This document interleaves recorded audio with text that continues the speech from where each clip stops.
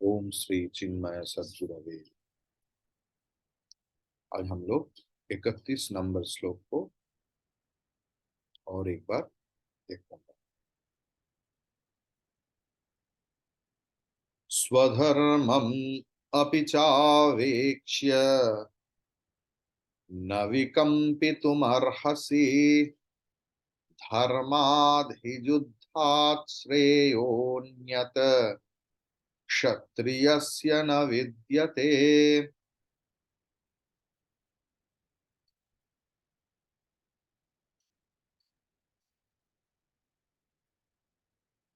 ऐसे अर्जुन भयभीत हो गया। जो क्षत्रिय कुलपति है,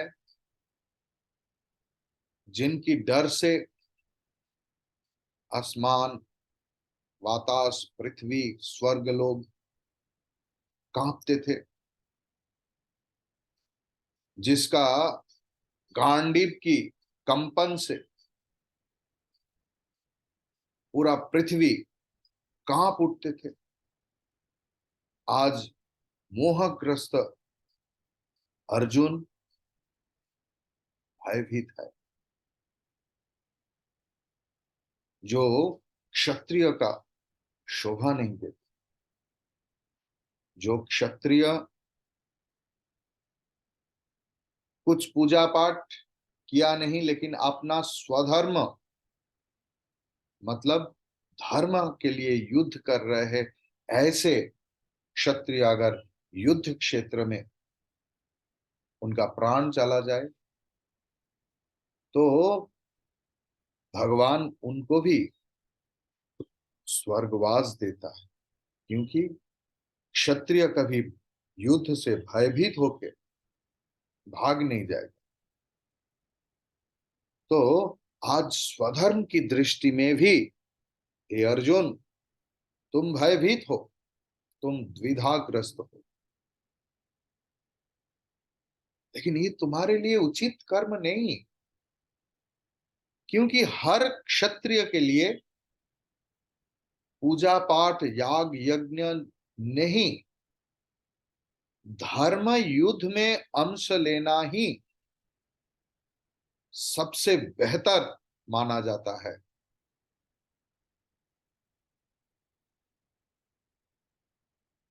अर्जुन का सामाजिक स्वधर्म क्या है? न अन्याय की विरोध में युद्ध करके न्याय की प्रतिष्ठा करना ही अर्जुन का स्वधर्म है। क्योंकि अर्जुन क्षत्रिय कुल में जन्म लिया और इसके उपरांत भी अर्जुन एक रणनायक थे। उस समय अर्जुन के सामने करने का साहस किसी के नहीं था। अर्जुन कई हजारों के बराबर थे। ऐसे वीर के लिए महायुद्ध में अंशग्रहण करने से ज्यादा गौरव और कुछ नहीं हो सकता। इस युद्ध से सिर्फ मोह के कारण पीछे हटना, भाग जाना अर्जुन के लिए अनुचित है। वर्ड फॉर वर्ड मीनिंग मैं बोलता हूं। स्वधर्मम च अवेक्ष्य अपि विकंपितुम न अर्हसि ही धर्मात् युद्धात् क्षत्रियस्य अन्यत् श्रेयः न विद्यते। मुझे लगता है हम लोग पिछले क्लास में मीनिंग डिस्कस किया था। वर्ड फॉर वर्ड मीनिंग आपको याद नहीं है तो मैं फिर भी कर देता। स्वधर्मम च एवं स्वधर्म अवेक्ष्य देखकर देख अपि, अवेक्ष्य अपि, देख करके भी तुम्हारा विकंपितुम, भीत होना, डर जाना, न अर्हसि, उचित नहीं है। ही मतलब क्योंकि धर्मात युद्धात, धर्म युद्ध से अधिक क्षत्रियस्य, एक क्षत्रिय के लिए अन्यत श्रेयः न विद्यते, और अच्छा कोई कुछ नहीं हो सकता। पिछले श्लोक के साथ संबंध भी मैंने पिछले क्लास में बोल दिया था, शायद मेरा समझाने में कुछ गलती था, क्योंकि उस दिन तो हम लोग यूट्यूब में क्लास किया, तो some uneasiness, so maybe you could not remember that.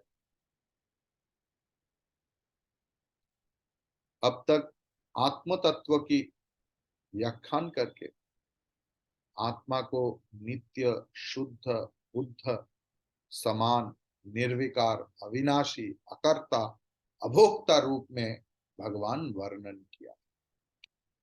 आत्मा नित्य है, आत्मा नित्य शुद्ध है, आत्मा नित्य बोध स्वरूप है, आत्मा समान है, आत्मा निर्विकार है, नो विकार। शरीर का विकार हो सकता है, प्रकृति का विकार हो सकता है, लेकिन आत्मा की नहीं। आत्मा की विनाश संभव नहीं, इसलिए अविनाशी है। इतना कुछ घटना होने के बाद भी आत्मा अकर्ता है, और वो अकर्ता है, जो अकर्ता होता है वो अभोक्ता भी होता है। इसलिए कोई दुख या सुख आत्मा को स्पर्श नहीं कर सकता। ये है आत्मा की धर्म, भगवान पिछले कई श्लोक में व्याख्यान किया। और शरीर को व्याख्यान कैसे किया ना, शरीर प्रकृति के अंतर्गत है, शरीर ही प्रकृति है जो षट विकार संपन्न है। मतलब जायते अस्ति वर्धते विपरिणमते अपक्षीयते विनश्यति, जो जन्म लेता है, कुछ तक स्थिति रहता है, बढ़ते हैं, उसके बाद ग्राफ नीचे हो जाता है, उसका घटा हो जाता है, अपक्षीयते क्षय होता है, और विनश्यति बाद में वो ध्वंस हो जाता है और नया को जन्म देता है। यही प्रकृति का नियम है, शरीर का भी एक ही नियम है। तो शरीर और प्रकृति ये परिणामी है, असत्य है, और इनका जन्म और मृत्यु होता है। लेकिन इसीलिए ना तो आत्मा के लिए ना तो शरीर के लिए, ये दोनों के लिए ही शोक करना अनुचित है।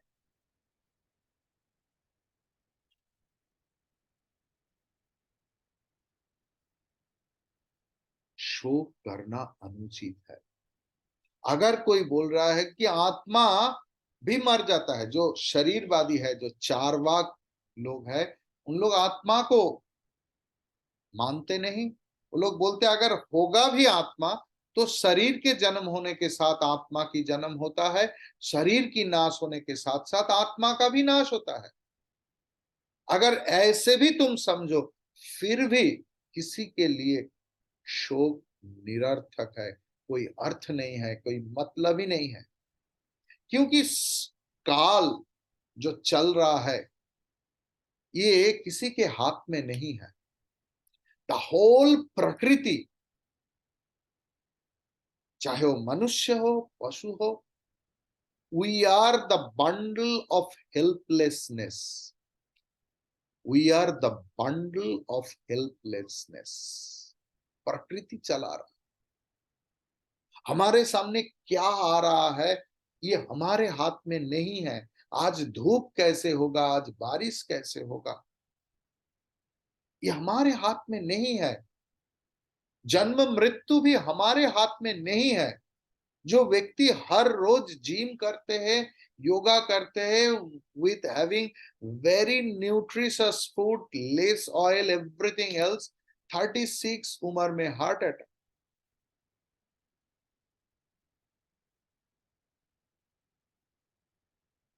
साइंस बोलते ऐसे हो गया।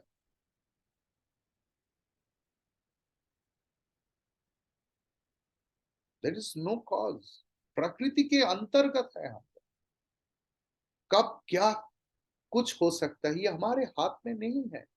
ऐसे जन्म और मृत्यु जो हमारे हाथ में नहीं है उसके लिए क्यों शोक करो। शोक त्याग करो अर्जुन, उठो, युद्ध करो, जीवन का सामना करो। जीवन युद्ध में तुम क्यों डरपोक की तरह भाग रहे हो? कहां से भागोगे? कहां कहां से भागोगे? किस किस से भागोगे? wherever you will go you will find difficulties.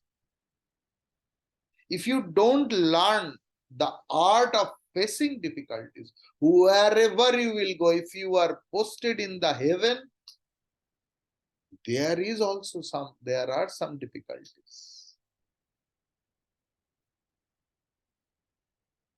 You have to reach the heaven through the path of hell. नरक की रास्ता से ही स्वर्ग पहुंच सकते हैं।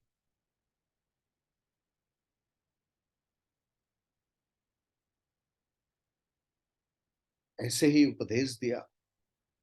लेकिन आत्म तत्व जो लोग मानसिक रूप से, शारीरिक रूप से, विशेषतः मानसिक रूप से प्रस्तुत नहीं, खुद को प्रस्तुत तैयार नहीं किया मानसिक रूप, उनको समझ में नहीं आता। जितना भी समझाओ, शायद जो ब्रह्मा जी, भगवान शिव स्वयं आकर भी समझाए, अगर जो व्यक्ति रेडी नहीं है मेंटली, उनके लिए दुर्विज्ञ। इसीलिए अर्जुन का समदम उपरम अप टू द मार्क नहीं था। बहुत शास्त्र पढ़े थे, क्योंकि उनका जो युक्ति था अकॉर्डिंग टू शास्त्र, but it was not digested enough. It was kept in the अलमीरा वेरी सेफली, इन द अलमीरा of the mind. That's why whenever it was required, Arjun just uttered the shastra, quoted shastra.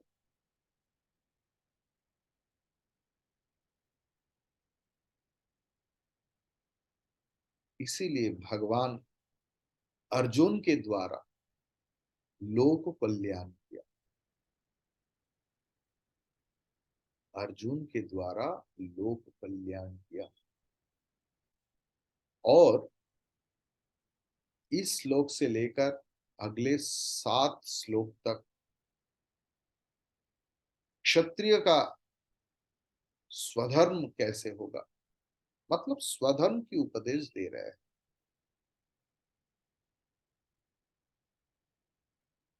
लेकिन ये भी काफी नहीं है।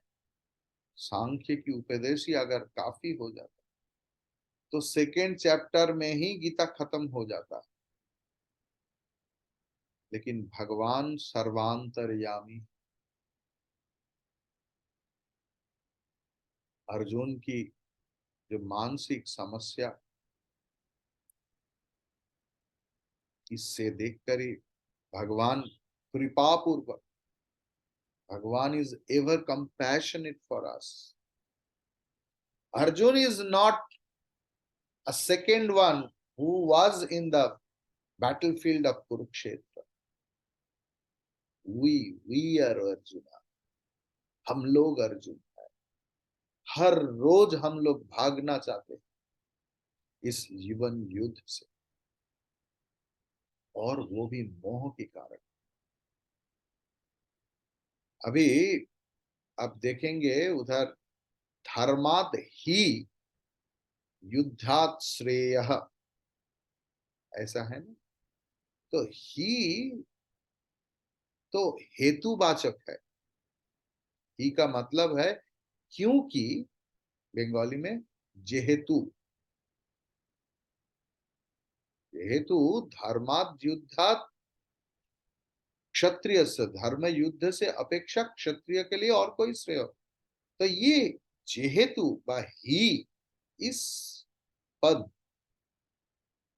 का क्यों प्रयोग किया? क्योंकि श्लोक की जो पहला पंक्ति है, स्वधर्मम अपिचावेक्ष्य न विकंपितुम अर्हसि, इस वक्तव्य की समर्थन में भगवान जो दूसरा लाइन बोला, क्यों बोला, इस हेतु पद से इसको संयोग किया। अगर बोल सकते हैं कि मैंने बोला कि क्षत्रिय के लिए धर्म युद्ध की अपेक्षा और कोई बेहतरीन कुछ नहीं हो सकता, ऐसा क्यों? भगवान अर्जुन को क्या बोला कि आत्म तत्व की बात छोड़ो, अभी तुम तो क्षत्रिय हो, तुम्हारा स्वधर्म क्या है? 18 नंबर अध्याय की 43 नंबर श्लोक 18.43, भगवान क्या बोल रहे हैं? युद्धे च अपि अपलायनम, क्षत्रिय कभी भागेगा नहीं। ऐसा ना करके तुम क्या बोल रहे हो? सीदंती मम गात्राणि, मेरा शरीर में कंपन हो रहा है, गांडीव हाथ से गिर पड़ रहा है।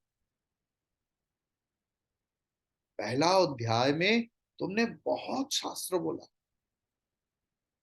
तुमने जाति नाश, ज्ञाति नाश, कुल धर्म नाश, वर्ण संकर दोष, पिंडोदक क्रिया की विलुप्ति, गुरु को निधन करने से कौन कौन सी पाप हो सकता है, कितनी प्रकार की पाप है, ये सब बोलकर रोने लगा। तुम्हारा शास्त्र का जो ज्ञान है, जिनको तुमने रटा है, आई सैल्यूट इट, लेकिन this is against of your own स्वधर्म, ये तुम्हारा स्वधर्म विरोधी है।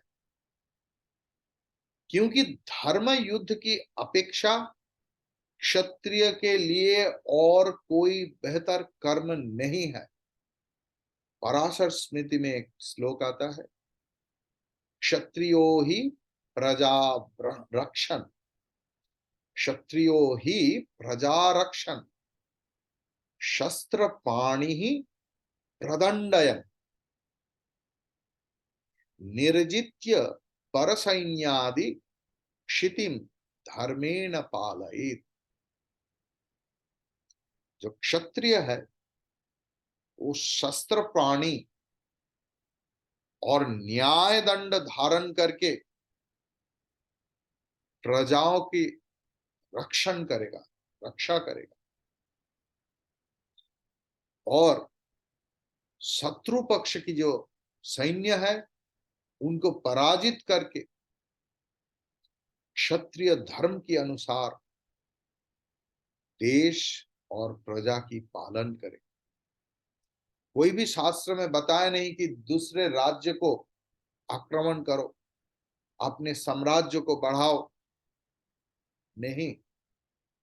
हमारे शास्त्र में हर वक्त रक्षण की बात बताया गया है। अगर कोई शत्रु तुम्हें आक्रमण करे, शत्रु के हाथ से अपने प्रजा ही एक क्षत्रिय के लिए, एक राजा के लिए भगवान है। प्रजा की सेवा ही एक क्षत्रिय के लिए पूजा है। क्षत्रिय की रक्षण करने के लिए युद्ध करने में पाप तो नहीं है, वरम पुण्य है, पुण्य है, पुण्य है, यही है क्षत्रिय धर्म। मनुस्मृति में एक श्लोक आता है,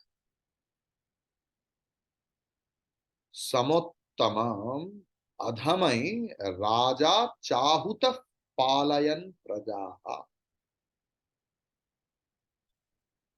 समोत्तमाधमई राजा चाहुत पालयन प्रजा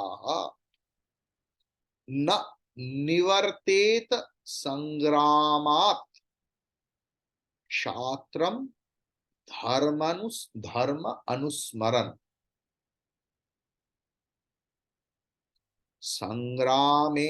संग्रामेश निवार्तत्वम प्रजानांचैव पालनम शुश्रूषा ब्राह्मणांच राज्ञः श्रेयस्करम परम।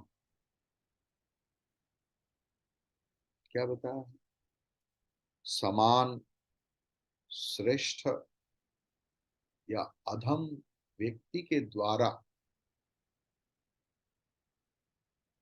समान या श्रेष्ठ या ऑफ द लोअर स्ट्रेटम कोई व्यक्ति के द्वारा आह्वान आ जाए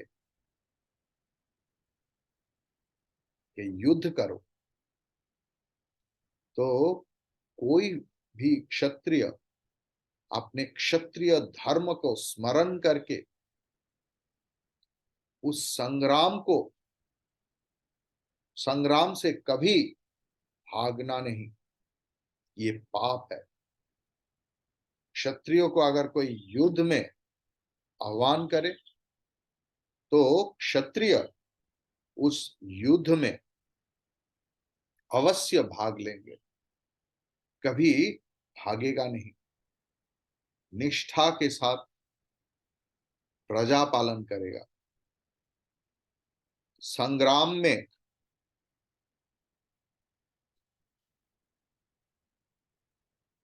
अपलायन भागेगा नहीं। प्रजा पालन एवं ब्राह्मण गण की शुश्रूषा क्षत्रिय गण की परम धर्म। काले वर्षतु पर्जन्यः पृथ्वी सस्यशालिनी, है ना। ब्राह्मणः सन्तु निर्भयाः। तो राजा या क्षत्रिय युद्ध से कभी भागेगा नहीं, मर जाएगा। तो आप बोल सकते हैं कि भगवान श्री कृष्ण क्षत्रिय रूप में तो रणांगन से भागे थे, भागवत में लिखता है, इसलिए उनका नाम रणछोड़ दास। लेकिन वो खुद को प्रोटेक्शन के लिए नहीं, प्रजा परिपालन के लिए, प्रजा लोग डिस्टर्ब नहीं होगा, इसलिए उन्होंने उस रणांगन को छोड़ा था। ये इसके लिए नहीं कि मैं भाग के बांचना चाहता हूं। He settled his kingdom in a different place। कि इस युद्ध के कारण, क्योंकि राज्य में उनका कोई जो शिशुपाल, उनका उसमें कोई अधिकार नहीं है, उसका इंटरेस्ट भी नहीं है। Only for the personal reason he is attacking and my whole kingdom is getting disturb. So ये जो पलायन है, it was the part of the warfare. It is not that I have become afraid and I am running away from the war. It is not like। तो जो भी है, ऐसे बहुत सारे हैं। मैं तो दो कोट किया, एक पराशर स्मृति से, एक मनुस्मृति से। तो ये सारे शास्त्र वचन के अनुसार सिर्फ युद्ध करने में ही तुम्हारा कल्याण छुपा हुआ है। और तुम क्या बोल रहे हो? न च श्रेयः अनुपश्यामि हत्वा स्वजनम आहवे। पहला अध्याय में ऐसे ही बोला था, ये मैं इस ऐसे स्वजन के साथ युद्ध करके मेरा कोई श्रेय नहीं देख पा रहा। ये तुम्हारा दृष्टि भ्रम है। क्षत्रिय के लिए अगर सामने किस वाले के साथ युद्ध में कोई जीव का हत्या हो जाए, कोई जीव का हत्या हो जाए, तो उसमें क्षत्रिय का पाप नहीं होता। जो ब्राह्मण है वो अपना स्वधर्म पालन करेगा, जो क्षत्रिय है वो अपना स्वधर्म पालन करेगा। जो व्यक्ति स्वधर्म पालन करते हैं, उस स्वधर्म पालन में कोई पाप नहीं है। The armies are in the border, they are protecting our countries, and whenever they see any enemies, they start firing.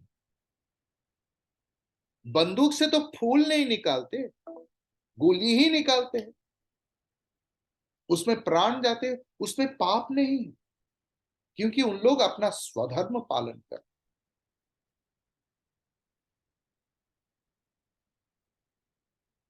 तो सिर्फ मैंने तुमको अर्जुन सब कुछ बता दिया कि तुम्हारा जो आत्मीय देख रहे हो,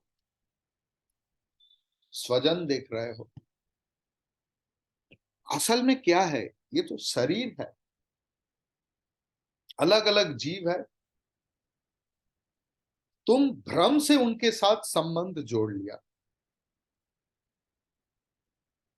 ठीक है, अगर तुम पंडित व्यक्ति हो, तुम आत्म तत्व बोल रहे हो, प्रकृति के बारे में बोल रहे हो, लेकिन बात तो ये है, तुम जो आत्मा के बारे में बोल रहे हो, ये आत्मा तो अविनाशी है, ना तो इनका कभी जन्म हुआ है, ना तो ये कभी मर सकता है।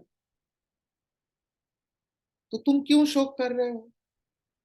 अगर तुम बोलोगे ना देह का विनाश से मेरा ऐसे परेशानी हो रहा है, देह तो अमर नहीं होगा। अगर तुम ना मारो तो प्रकृति उससे मार लेगा, उससे छीन लेगा, उनको छीन लेगा। अगर कोई व्यक्ति अपने पास जो उद्वृत्त है, चाहे वो विद्या, चाहे वो धन, क्यों लोग दान करते हैं? दान से अर्थ का शुद्धिकरण होता है। जो व्यक्ति दान नहीं करते और सोचते मेरा बैंक में अभी इतना आया, 5 डिजिट, 6 डिजिट, 7 डिजिट, 8 डिजिट, और बहुत गर्व गर्व अनुभव होता है कि 1,000 रुपया था पहले, अभी लाख रुपया, अभी करोड़ों, अभी करोड़ करोड़ में नहीं हुआ, अभी अरब में आ गया। I am secure. प्रकृति को सब पता है। अगर आप इच्छा पूर्वक उस अर्थ को दान नहीं करेंगे, समाज की सेवा नहीं करेंगे, संत का सेवा नहीं करेंगे, देव का सेवा नहीं करेंगे, भूतों का सेवा नहीं करेंगे, तो प्रकृति किसी भी प्रकार से वो धन आपसे छीन लेगा, क्योंकि वो प्रकृति का है, आपका नहीं है। तो मरेगा ही मरेगा लोग। तो तुम क्यों शोक कर रहे हो? जो मरने वाला है, जिनका मृत्यु अवश्यंभावी है, क्यों तुम शोक कर रहे हो? और तुम तो क्षत्रिय हो, तुम इसके बारे में सोचो कि क्षत्रिय, उनका स्वधर्म क्या है। तुम तो इतना शास्त्र पढ़ चुके हो, शास्त्र के अनुसार स्वधर्म पालन करना ही सबसे श्रेय है, सबसे अधिक श्रेय है, द बेस्ट थिंग। क्षत्रिय के लिए बताया गया नहीं कि हर रोज पूजा पाठ याग यज्ञ करना पड़ेगा, नहीं। प्रजा रक्षण, प्रजा पालन, धर्म युद्ध में अंश लेना, अधर्म को नाश करने के लिए। यही क्षत्रिय का धर्म है। उसी से ही एक क्षत्रिय का स्वर्गवास होता है, पुण्य होता है।